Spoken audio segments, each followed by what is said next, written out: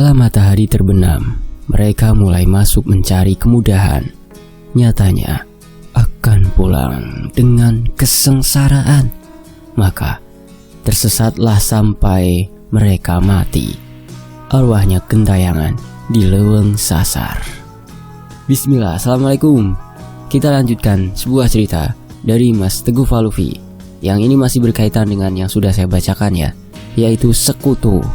Dan ini dia part satunya, Juru Kunci Kampung Wetan Tilas Jajah, di mana di sini akan diceritakan tentang sosok Jalu yang menolong Gama pada saat memutuskan sebuah perjanjian iblis yang ada di cerita Sekutu. Buat kamu yang baru gabung dan belum menyimak Sekutu, supaya alurnya bisa dipahami lebih cepat, kamu bisa menyimak Sekutu dulu. Untuk linknya ada di deskripsi ya, atau ada di pojok layar kanan handphone kamu. Dan sebelum saya masuk ke leuweung sasar ini, saya harus berdoa dulu ya. A'udzu bikalimatillahi tammati min syarri. Bismillahirrahmanirrahim. Wa wasamiul alim. Allahumma shalli ala sayyidina Muhammad sallallahu alaihi wasallam. Ini dia selengkapnya Leuweung Sasar, sebuah kisah dari Mas Teguh Falufi @choirtipping.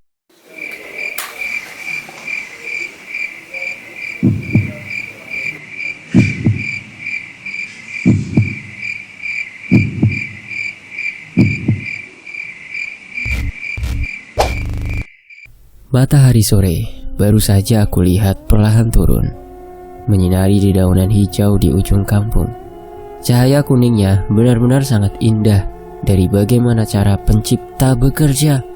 Bersamaan dengan itu, air kelapa muda yang baru saja melewati tenggorokan terasa begitu segar. Carangka sudah terisi rumput untuk makan domba-domba. Carangka adalah wadah besar yang terbuat dari rotan, yang saat ini sedang aku angon di ujung kampung wetan Tilas Jajah. Terdapat sebuah ladang rumput, namun sampai saat ini aku belum terlalu paham kenapa warga kampung tidak ada yang mau menginjak perbatasan ujung kampung, karena alasannya menurutku aneh. Walaupun benar adanya, ujung kampung ini satu-satunya jalan menuju leuweung sasar yang berada di sebelah kulon. Hanya Bahmar saja, kuncen leuweung sasar, atau si Jalu, anak satu-satunya itu, yang berani ke ujung kampung. Aku sering kali mendengar ucapan itu dari warga kampung. Walaupun rumah Abah Amar, bapakku, memang berada paling ujung, sedikit menanjak lokasinya. Itu juga peninggalan dari kakek dan nenek. Setelah aku kumpulkan 2 cangkang kelapa muda yang baru selesai aku minum, perlahan aku berdiri, sambil memasukkan golok pada serangka. Pandanganku lurus pada domba-domba yang masih asiknya memakan rumput. Tidak biasanya sore ini aku sedikit meratapi hidup. Apalagi usiaku sudah menginjak kepala 2, lebih 4 tahun. Hanya aku satu-satunya lelaki di kampung ini yang tidak memiliki teman sama sekali. Hanya Niwarsih saja ibuku, teman ngobrol setiap hari, dan Abah Amar, bapakku. Alasannya masuk akal karena aku tidak sekolah, hanya tamat sekolah dasar. Padahal itu hal yang wajar, karena banyak juga yang satu nasib denganku. Tapi alasan yang tidak masuk akalnya, karena Abah Amar, bapakku, adalah seorang dukun. Anak muda seusiaku menyebutnya seperti itu. Padahal semua urusan yang berkaitan dengan keamanan kampung ini berbeda jauh dengan tamu-tamu yang sering datang ke rumah. Abah selalu menyebutnya saudara. Sementara tamu itu memanggil Abah dengan sebutan Bah Kuncen. Jalu Kertarajasa itu adalah namaku, sebuah nama yang pernah ibuku ceritakan. Dulu Kidiman, kakeklah, yang bersikeras memberikan nama itu. Walaupun tidak sesuai dengan hidup yang selama ini aku jalani, nama yang harusnya untuk orang paling berada malah diberikan kepada orang sepertiku. Doa itu bisa berupa nama. Hal terakhir yang ibu katakan ketika itu membahas tentang namaku. Sudahlah, memang sudah nasib. Lagian Abah dan ibu rajin ibadah juga. Kenapa aku harus memikirkan soal nama dukun itu? Sambil berjalan dengan cepat, setelah carangka aku gendong berisikan rumput, kemudian mengiring domba-domba agar keluar dari ladang rumput ujung kampung ini karena sore sudah semakin turun dengan cahaya awannya. Berada di paling ujung kampung, sepulang mengangon domba-domba, tentunya tidak ada lagi rumah-rumah warga yang aku lalui.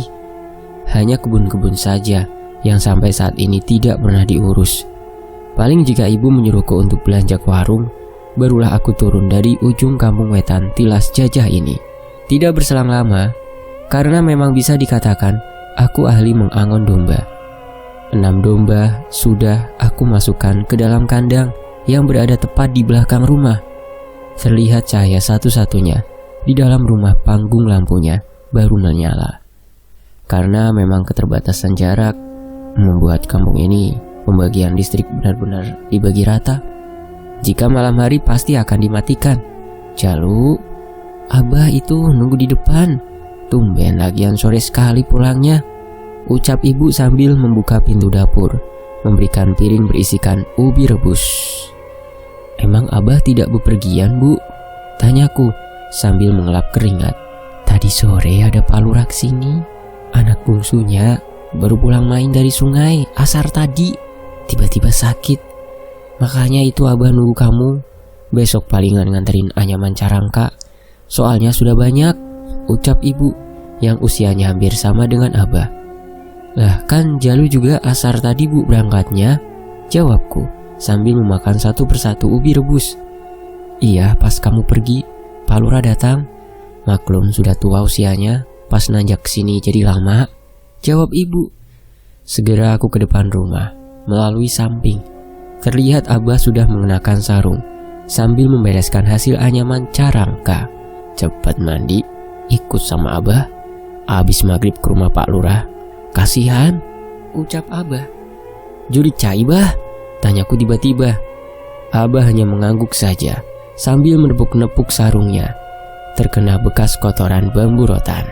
Teman-temannya main kelewatan batas di sungai sampai perbatasan Lowong Sasar. Jurik cai, ada yang keusik. Jurik cai itu setan air ya teman-teman ya. Begitu ucap Abah. Tidak lama azan maghrib berkumandang, Abah langsung berjalan ke saung samping rumah. Memang terdapat balai yang cukup luas, biasa Abah gunakan untuk menerima tamu-tamu jauh, yang sampai saat ini aku tidak mengerti selalu datang ke rumah. Kemudian Abah mengantarnya sampai ujung kampung saja. Di perjalanan menuju rumah Pak Lurah, memang cukup jauh. Apalagi rumah-rumah warga kampung ini belum berdekatan antara satu rumah dengan rumah lain, dipisahkan oleh kebun. Beberapa kali warga yang melihatku sedang berjalan di samping Abah menatap heran, dan aku pasti tahu apa yang dipikirkan mereka. Tumben turun, pasti ada yang kerasukan. Namun beruntungnya di usiaku sekarang, Abah dan ibu sudah banyak menjelaskan kenapa hal itu kerap warga kampung ini lakukan. Jadi tidak membuatku terlalu heran. Jangan aneh-aneh, pokoknya yang Abah perintahkan, lakukan, ucap Abah ketika sudah menginjak sebuah halaman rumah yang sangat luas. Apalagi tidak terasa sampai azan Isya berkumandang, barulah aku dan Abah sampai. Setelah beberapa kali ucapan salam Abah katakan, barulah pintu mewah perlahan terbuka. Keluarlah Pak Lurah dengan wajah cemasnya. Hatur nuhun Mbah Mar, sudah bersedia datang, ucap Pak Lurah mempersilakan masuk. Astagfirullah, ucap Abah dengan sangat kagetnya. Sementara aku hanya diam saja. Apalagi barusan Abah sudah mewanti-wanti padaku. Begitulah Mbah Mar kondisinya. Aneh untuk pindah dari kursi itu saja. Istri saya sampai saudaranya tidak bisa memindahkannya, ucap Pak Lurah. Seorang anak kecil sedang duduk di kursi mewah, menggaruk-garuk kepalanya. Tingkahnya sama seperti kera. Beberapa saat aku tatap, malah mencakar-cakar wajahnya sendiri, sambil matanya terus melotot sekuat tenaga. Bah, tepuk Jalu sekarang, kasihan, ucapku. Pak Lurah langsung kaget mendengar ucapanku. Pak, maaf, ambilkan air saja satu wadah besar, sama handuknya juga, ucap Abah cukup keras. Baik Mbah Mar, jawab Pak Lurah sambil memanggil nama istrinya. Jalu, padahal barusan Abah bilang apa? Apa kamu mau nantinya dicap seperti Abah di kampung ini? Ucap Abah berbisik di telingaku karena badanku hampir sama tingginya dengan Abah. "Bah, kasihan maksudnya," jawabku sambil mengangguk. "Pelan-pelan," ucap Abah. "Bah Amar ini barusan habis isyaan dulu. Kenapa ya bah anak saya ini? Saya kira bohong habis main dari ujung sungai kampung ini. Tahu-tahu begini. Saya jadi percaya ujung kampung ini sebegitu bahayanya," ucap Bu Lurah. "Terakhir lihat apa emangnya, Bu? Anaknya bilang apa?" jawab Abah sambil perlahan mendekat. "Lihat samak ngegulung katanya, Bah," sahut Pak Lurah. "Pantesan tatapannya begitu. Wujudnya curik samak," kata Abah. Padahal siluman hutan," ucapku dalam hati. Sangat kasihan melihat anak kecil itu. Aku mengikuti langkah Abah, mendekati anak laki-laki kecil yang langsung berjongkok seperti kera. Ketika Abah dan aku semakin mendekat, "Ki Langsamana, bantu Ki," bisik Abah terus mendekat. Lagi-lagi nama itu aku dengar, membuatku semakin penasaran. Apalagi Abah tidak pernah menjelaskan siapa nama orang itu. Bismillah. Dengan cepat terlihat Abah sangat fokus menatap mata anak kecil itu. Handuk yang sudah dimasukkan ke dalam wadah berisikan air dibasuhkan cukup kencang oleh Abah. "Pelan-pelan Bah Mar, kasihan," ucap Bu Lurah. "Jalu," ucap Abah, tidak merespon apa yang dikatakan Bu Lurah. "Lagi-lagi kamu, bajingan, kakek-kakek sialan. Lawan saja," bisik Abah di telingaku. Mataku sudah terpejam secara perlahan. Yang aku rasakan cipratan air dengan bau yang aneh aku cium dan mendarat di wajahku. "Amar Adiwira, saya suka dengan anak ini. Bolehkan saya bawa?" Perwujudan wanita dengan lidah yang sangat panjang sedang menjilati leher anak kecil itu. Sekelilingnya, dedemit dari sungai itu sudah berkumpul cukup ramai sekali. "Jalu, sekarang jangan terlalu lama," bisik suara Abah aku dengan jelas sekali. Tanganku sudah bergerak untuk memegang wajah anak kecil yang sudah penuh dengan air, terasa sangat basah. Aku terus membacakan apa yang sudah Abah berikan. "Baik, saya pergi. Jangan ganggu tempat saya. Apalagi kamu hancurkan. Ampun." "Sekarang," ucapku pelan sambil membuka mata, langsung mengelus dada anak kecil dengan perlahan. "Mama!" teriak anak kecil sangat keras. Namun langsung Abah pijit beberapa bagian kakinya. "Bah!" ucap Pak Lurah dengan panik. Langsung aku berjalan cepat keluar, mengikuti bau yang barusan aku cium, membuat beberapa orang yang ada di ruangan tengah rumah Pak Lurah melihat ke arahku dengan aneh. Terlihat bayangan sosok makhluk dari sungai yang barusan merasuki anak Pak Lurah sedang berdiri melihat ke arahku. Namun setelah melihatku, perlahan membalikkan badan, apalagi mengeluarkan bau yang membuatku cukup mual. "Sudah?" tanya Abah. Aku hanya menganggukkan kepala saja, sambil menunjuk arah sungai dengan gerakan kepalaku. Beberapa orang yang melihatku kembali terheran-heran, tidak memahami apa yang dimaksud Abah barusan. "Mandikan saja air ini. Kalau bisa buang saja baju yang dikenakannya sekarang. Saya tidak bisa lama. Lain kali jangan pernah lagi anak ini ke sungai sana ya," ucap Abah. "Bah Amar, berarti selama ini benar adanya?" tanya Pak Lurah tak percaya. "Titipan saja. Saya hanya menjaga agar tidak semakin banyak orang datang ke leweng sasar. Warga sini bukannya sudah tidak aneh, Pak?" jawab Abah. "Ini Bah, buat Niwarsi di rumah," ucap Ibu Lurah sambil mengeluarkan amplop. "Jalu, ambil," ucap Abah. "Makasih Bu," ucapku. Bu Lurah dan Pak Lurah begitu sangat terkejut dengan tingkahku yang langsung mengambil amplop. Walaupun seperti biasanya aku sudah tahu amplop selanjutnya di tanganku akan seperti apa. Apalagi besok Mang Karni akan mengambil cerangka Abah untuk dibawa dan dijual ke pasar. Setelah pamit, aku sudah berjalan kembali dengan Abah menuju rumah. Bedanya badanku penuh dengan keringat, sementara Abah hanya tersenyum-senyum sedari tadi. Benar, kebaikan akan mengalahkan apapun, walaupun waktunya cukup lama, ucap Abah. Maksudnya Bah? Sudah tidak terlalu penting Jalu, jawab Abah. Bah, Ki Langsamana itu siapa Bah? Tanyaku perlahan. Abah langsung menatap ke arahku dengan kagetnya. Padahal sudah bukan yang pertama kali aku bertanya nama itu. Sudahlah Jalu, belum saatnya, nanti pelan-pelan semua juga akan Abah kasih tahu kepadamu. Uang itu berikan besok ke Mang Karni agar disedekahkan pada yang butuh, ucap Abah. Karena Mang Karni salah satu orang kepercayaan Abah berkaitan dengan usaha Abah sebagai pengrajin rotan. Masya Allah. Abah selalu menjawab sama setiap aku menanyakan nama barusan. Anehnya aku juga tidak pernah bosan dengan rasa penasaran yang aku miliki, terutama nama Kilang Samana. Suatu hari Jalu, kamu jangan seperti Abah. Hiduplah tenang, jangan berurusan dengan mereka. Resikonya nama baik kamu, hidup kamu, dan tahu apa yang paling bahaya?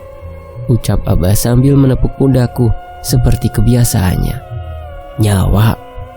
Jalu paham bah, ucapku yang sebenarnya selalu dilema ketika Abah sudah mengatakan hal ini. Apalagi menolong sesama manusia dengan sisi lain membuatku merasakan ketenangan, sebanding juga dengan orang-orang yang malah berpandangan sebaliknya.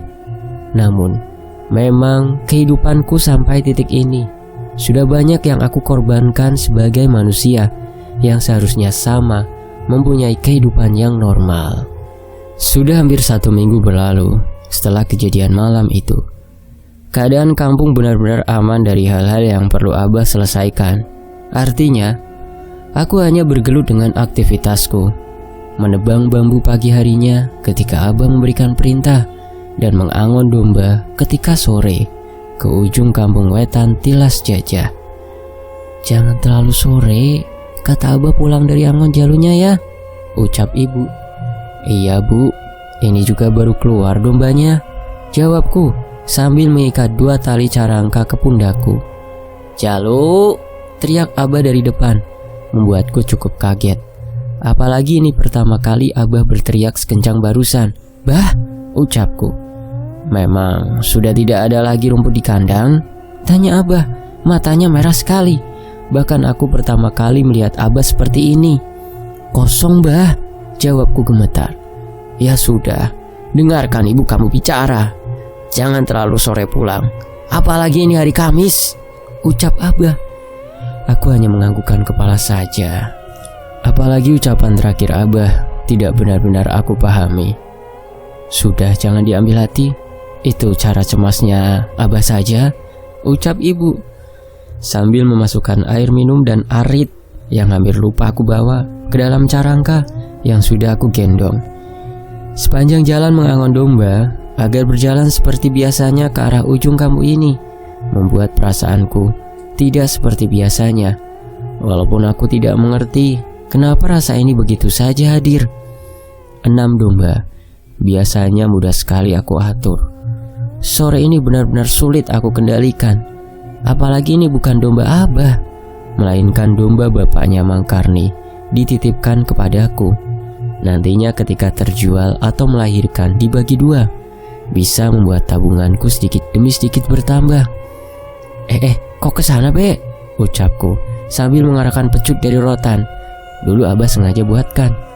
Bahkan aku sambil melepaskan tali cerangka dari gendonganku untuk mengejar 1 domba yang malah hampir lari masuk ke dalam jurang. Untungnya keburu aku pegang sambil melompat sekuat tenaga. Aneh, domba-domba yang biasanya sangat senang ketika akan menuju padang rumput ujung kampung ini, sekarang semuanya malah berbalik ke arah rumah.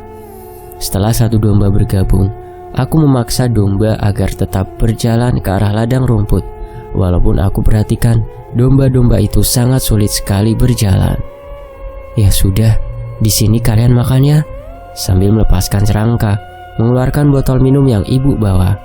Biasanya tidak pernah domba-domba ini memakan di ujung ladang rumput. Namun kali ini sudah tidak bisa aku paksakan, membiarkannya berada di awal padang rumput. Walaupun terlihat sangat tidak nyaman dari cara makannya domba-domba itu.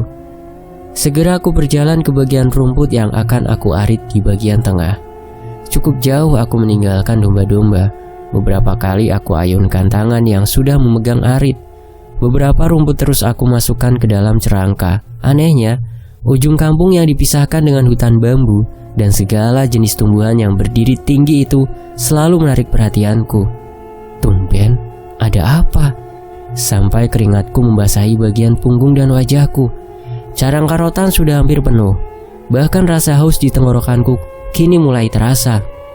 Tidak bergerak dari tadi di sana terus, sambil berjalan ke arah domba-domba. Sementara keranjang yang tinggal sedikit lagi penuh aku tinggalkan begitu saja. Dengan arit yang aku simpan di atasnya, aku minum cukup banyak, bahkan tidak biasanya seperti ini. Apalagi, angin-angin menuju sore cukup membuatku nyaman beristirahat. Sambil duduk, aku melihat lurus ke perbatasan kampung ini, sambil kembali mengingat. Sore itu, sebelum matahari tenggelam, beberapa bulan ke belakang, Abah sudah mengantarkan orang lagi. Tapi tidak tahu tujuannya kemana. Tiap orang yang diantarkannya ke sini tidak pernah pulang jalan kampung ini lagi, terutama lewat ladang rumput yang sekarang aku sedang duduk. Hah? Ketika aku melihat ke arah carangka berisikan rumput, tiba-tiba carangka yang berdiri karena isi di dalamnya hampir penuh terjatuh begitu saja. Padahal harus butuh angin yang kencang untuk membuat carangka itu jatuh. Bersamaan dengan itu, cahaya kuning sudah mulai muncul. Namun baru pertama kali aku merasakan ketakutan sore ini di ladang rumput. Bulu pundakku berdiri begitu saja. Angin seolah berhembus keluar dari perbatasan kampung ini. Aku melihat dengan sadar, cahaya itu anehnya tidak masuk ke dalam leweng. Hitungan detik, domba-domba berlarian ke arah rumah. Aku langsung berdiri untuk mengambil carangka yang sudah berisikan rumput. Tiba-tiba, terdengar seperti suara raungan hewan buas yang sangat keras aku dengar. Pertama kalinya membuatku langsung terdiam. Kemudian keluarlah dari dalam leweng itu seorang manusia dengan wajah pucat. Hah? Siapa? Sambil terus berjalan ke arah carangka. Manusia dengan jalan semakin perlahan melihat ke arahku. Wajahnya terlihat pucat sekali. Sementara angin semakin kencang berhembus. Bulu pundakku terus berdiri. Jalu, berhenti. Aku berbalik badan. Sudah terlihat Kang Idim berdiri di ujung ladang, bersebelahan dengan Abah. Beberapa kali berteriak ke arahku. Berhenti Jalu, mundur! Teriak Kang Idim sangat keras. Badanku terasa lemas. Penglihatanku menjadi samar-samar buram. Nafasku seketika menjadi sesak sekali. Terlihat Abah dan Kang Idim berlari menuju ke arahku. Sementara manusia dengan perawakan laki-laki tua dengan wajah pucat semakin mendekat ke arahku. Sepertinya aku pernah melihat orang ini. Sementara itu, di sisi lain, jangan dulu dipaksakan untuk bangun. Minum saja. Abah seberani itu melepas Jalu. Untung masih keburu. Iya, kesalahan saya, Kang. Padahal saya sudah larang agar jika sore tiba, Jalu harus pulang.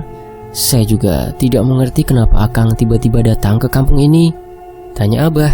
Dan Kang Idim pun menjawab, Ki Dudui yang menyuruh saya, anak laki-lakinya Kilang Samana.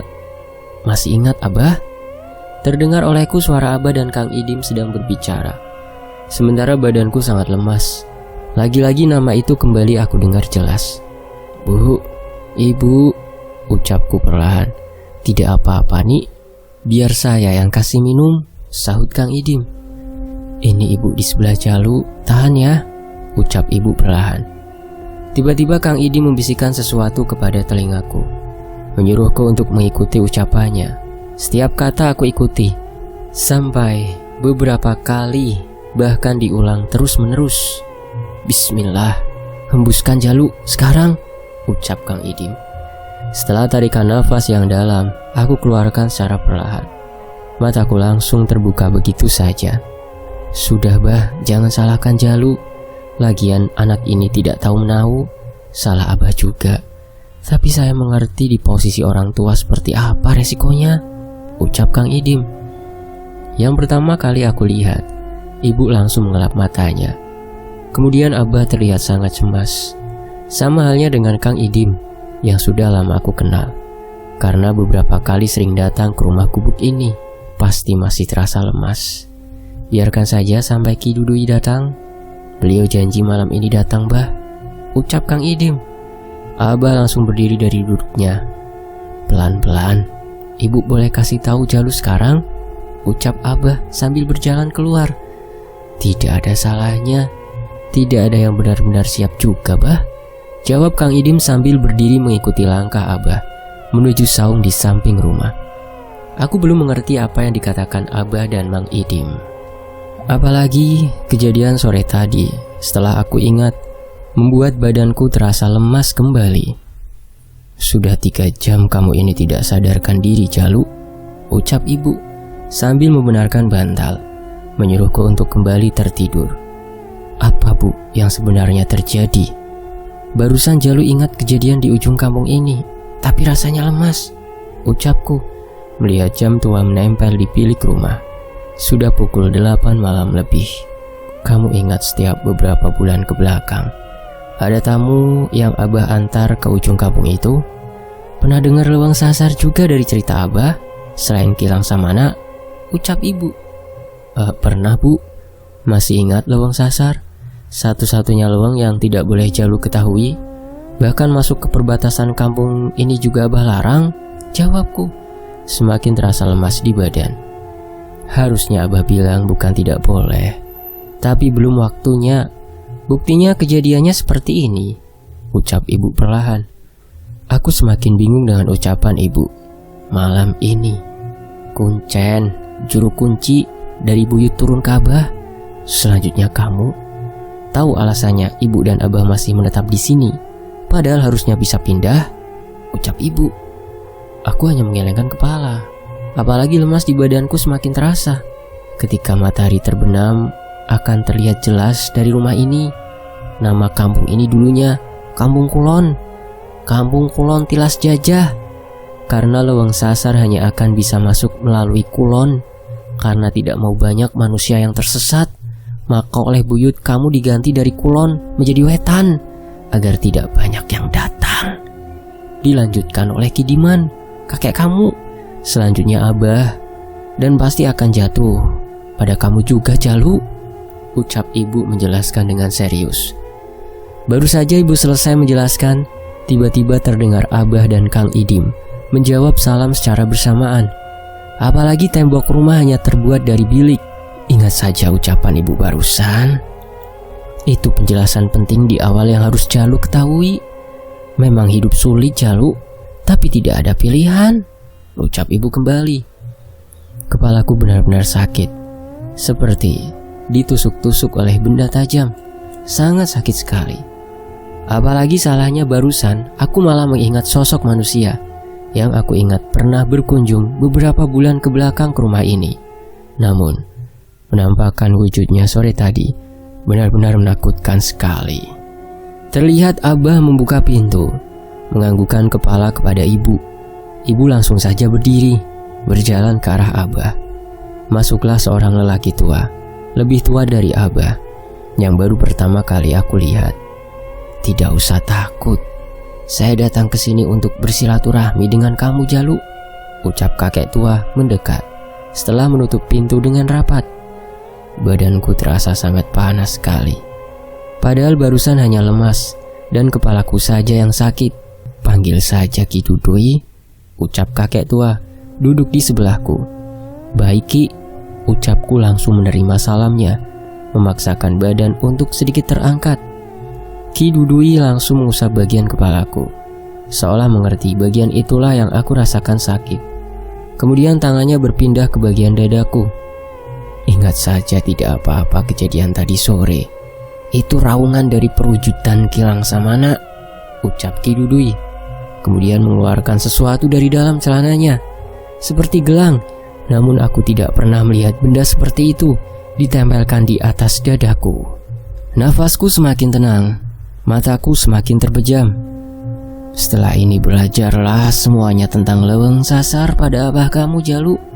Sosok yang lebih mengerikan sudah menunggu kamu selanjutnya datang ke sana untuk mencegah kedepannya terjadi lebih daripada sekarang. Terdengar suara Ki Dudui masuk ke dalam telingaku. Meong Hideng, Hanya itu yang bisa aku lihat, kucing hitam. Dengan cepat dalam gelapnya malam ini, persis sama cerita Kilang Samana. Cucu Kidiman dari kampung Wetan Tilas Jajah akan sama segala kelakuannya, namun kesetiaannya yang sangat berharga.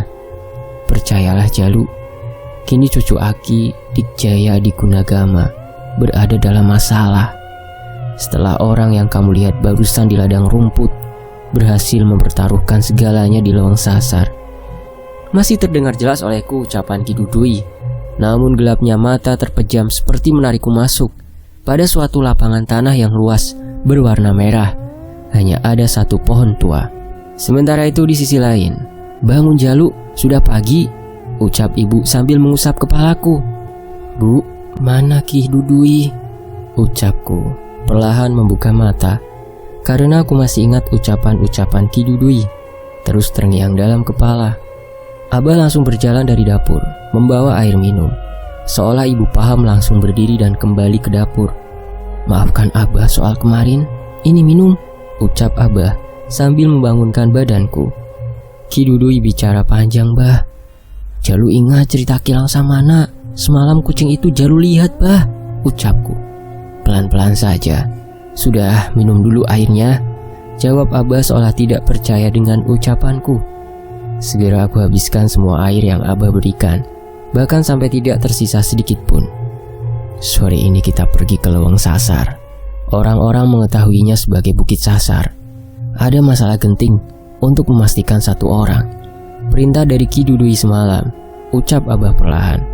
Bahkan udara pagi yang selalu dingin menusuk ke badanku tidak terlalu terasa dibandingkan ucapan Abah pagi ini.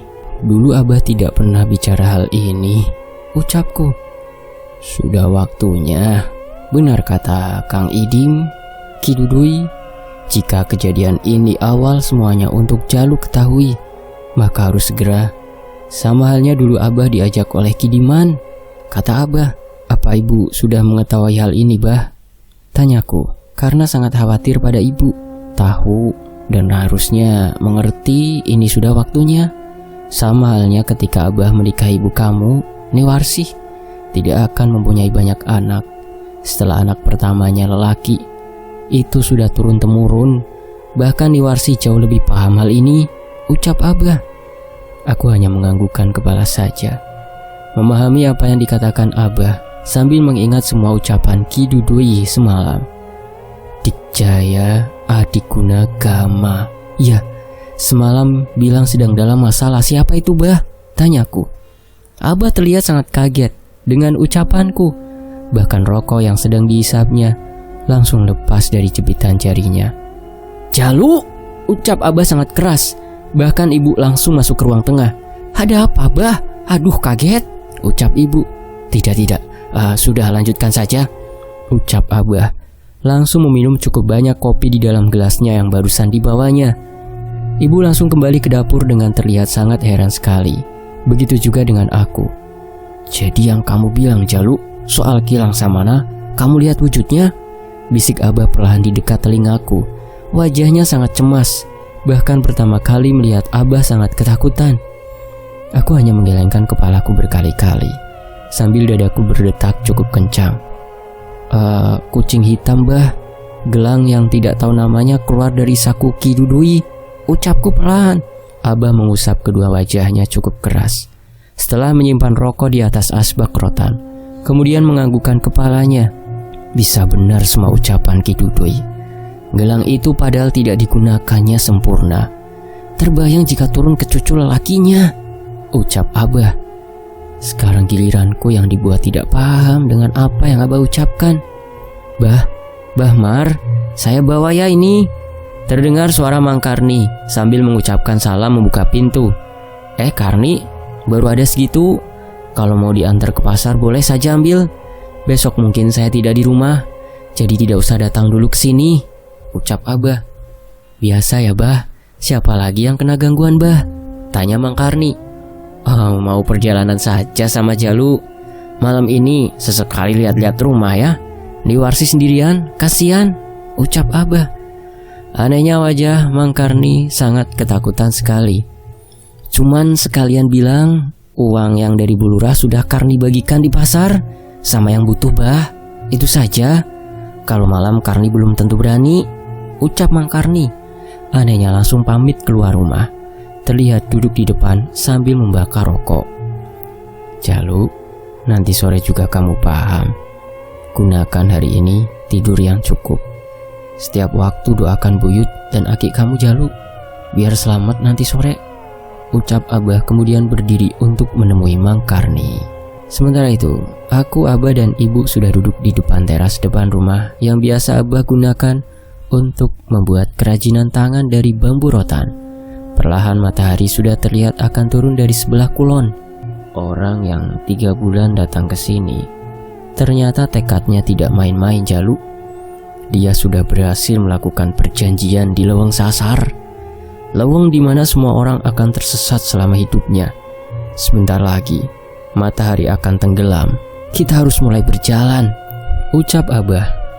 Benar, Bah, sudah waktunya, ucap Ibu sambil meneteskan air matanya.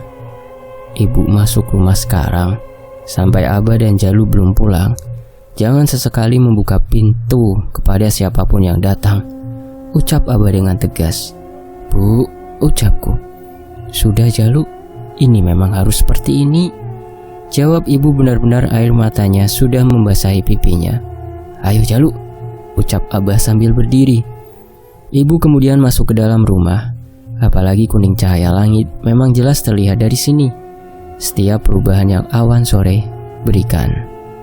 Bah, domba-domba sudah Abah mandikan tadi siang. Biarkan saja, jawab Abah melangkah menjauh dari rumah. Anehnya aku baru sadar melihat keadaan rumah seperti ada yang berbeda. Seperti banyak sosok yang sedang melindungi rumah. Bah, ucapku ketika melihat ke arah rumah. Belum saatnya. Itu hanya sepintas yang kamu lihat, Jalu, kata Abah yang mengerti maksud ucapanku. Aku terus berjalan mengikuti Abah menuju ladang rumput atau ujung kampung wetan Tilas Jajah ini. Ketika dari kejauhan batas kampung, aku ingat kejadian kemarin sore. Orang itu Abah antarkan sampai di sana. Sudah beberapa kali Abah jelaskan bahwa keluar dari kampung ini berjalan lurus akan menemukan Leweng Sasar. Jika melewati semua rintangannya ke sebelah barat, ucap Abah sambil berhenti. Sementara cahaya sore sudah semakin mengeluarkan warna kuning keemasannya. Aku hanya mengangguk saja. Apalagi aku belum tahu nama orang itu siapa. Padahal 3 bulan ke belakang aku sendiri yang menerima ucapan salamnya ketika bertamu ke rumah. Kemudian Abah berjalan kembali, menyuruhku jalan di sebelahnya, bukan lagi di belakangnya. Kala matahari terbenam, mereka siapapun yang sudah paham akan mulai masuk mencari kemudahan. Nyatanya akan pulang dengan kesengsaraan. Maka tersesatlah sampai mereka mati. Arwahnya gentayangan di Leweng Sasar, ucap Abah tiba-tiba dengan perlahan. Sementara aku mendengarnya sangat jelas. Tiba-tiba angin yang kemarin begitu kencang kembali datang. Sementara aku semakin mendekat ke ujung perbatasan kampung wetan Tilas Jajah. Tiba-tiba, baru saja matahari benar-benar tenggelam. Banyak sekali mata merah bermunculan menampakkan wajahnya. Aku sangat kaget. Bah, ucapku keras, karena banyak wajah-wajah yang pucat hanya berdiam. Dari sini masih jauh. Ini hanya bagian kecil yang gagal masuk tersesat di dalam perjalanan menuju Leweng Sasar. Yang Ki Dudui bilang, cucunya bermasalah dengan orang yang datang ke sini kan, Bah? Tanyaku sambil mengikuti Abah berhenti dari langkahnya. Anehnya, sosok jelmaan manusia hanya diam saja dari cahaya tenggelamnya matahari, tidak bergerak, hanya memandang mengerikan ke arahku dan Abah. Cucunya Ki Dudui punya hubungan serius dengan salah satu anak yang orang tuanya berhasil keluar dari Leweng Sasar. Namanya Suganda. Malah sekarang anak keduanya sedang disiapkan untuk meneruskan kesesatannya di Leweng Sasar. Abah hanya bisa memastikannya. Sisanya kamu, Jalu, ucap Abah perlahan. Tiba-tiba dengan serentak suara tertawa perempuan terdengar sangat kencang. Mata-mata merah yang awalnya aku lihat seperti titik-titik kini menampakkan wujud aslinya.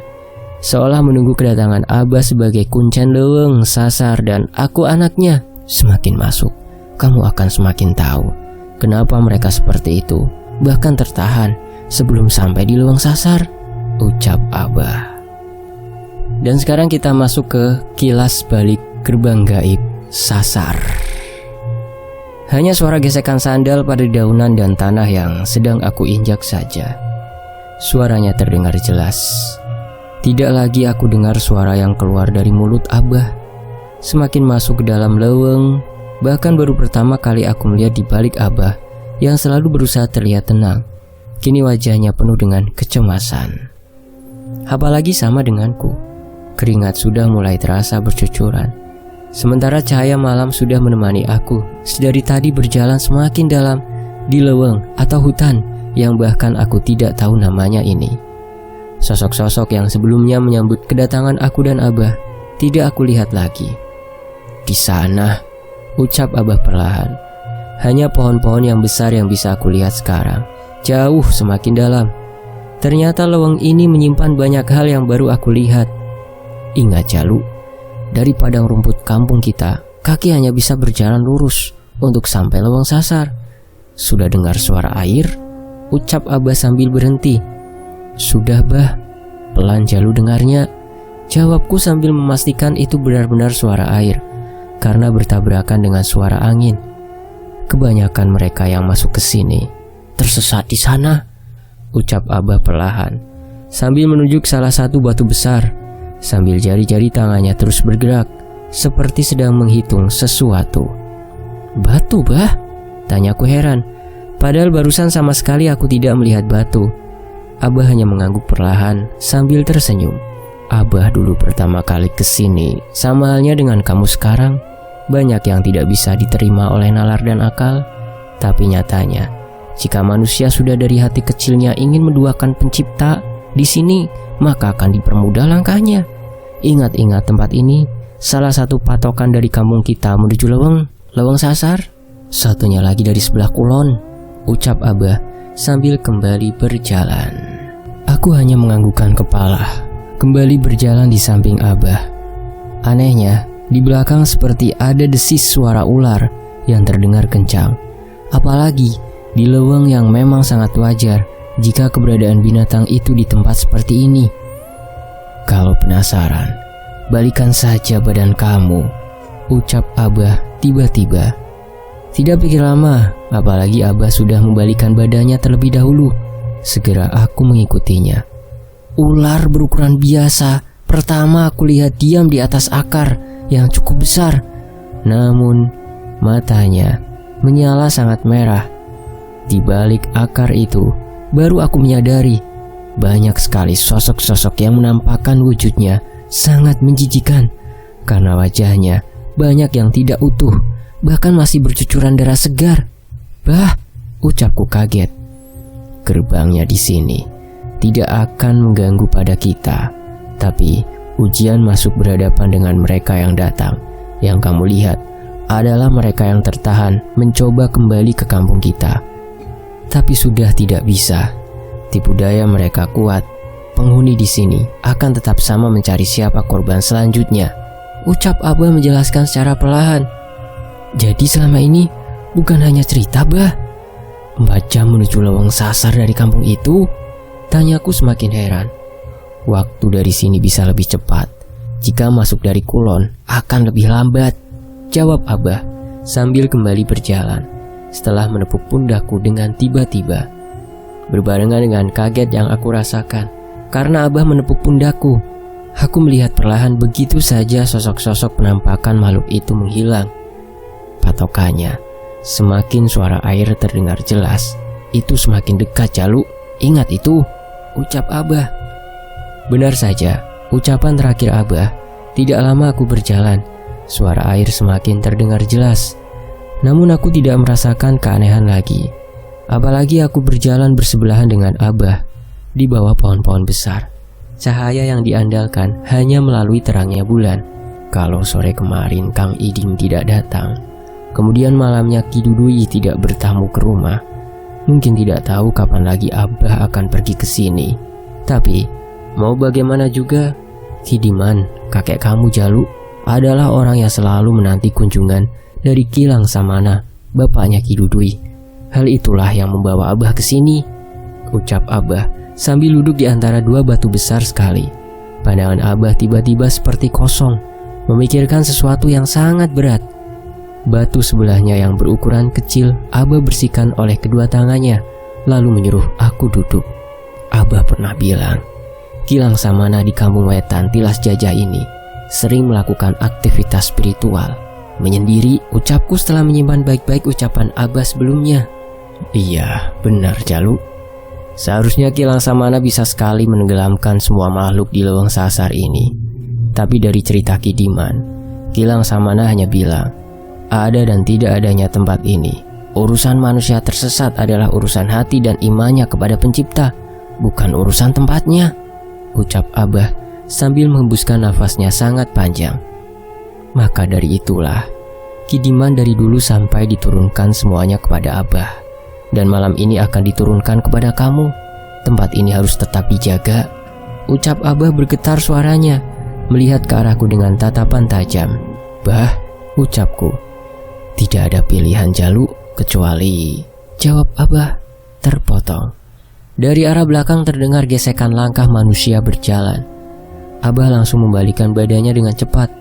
Sebuah gerakan yang baru aku lihat, apalagi di usianya yang tidak muda lagi. Itu siapa, Bah? Ucapku. Seketika bulu pundak berdiri begitu saja. Perasaan takut perlahan datang. Jangan bicara apapun, paham? Ucap Abah. Aku hanya mengangguk, sambil terasa detak jantung berdetak semakin kencang. Seorang laki-laki yang pernah aku lihat 3 bulan ke belakang sedang berjalan dengan sangat gagahnya ke arah di mana aku dan Abah sedang duduk. Siapakah sosok itu? Nantikan kelanjutannya hanya di Fakta Sejarah. Terima kasih untuk penulisnya, Mas Teguh Falufi @QueerTV, dan tentunya buat teman-teman yang sudah menyimak kisah ini di sini. Saya pamit ya. Wassalamualaikum warahmatullahi wabarakatuh.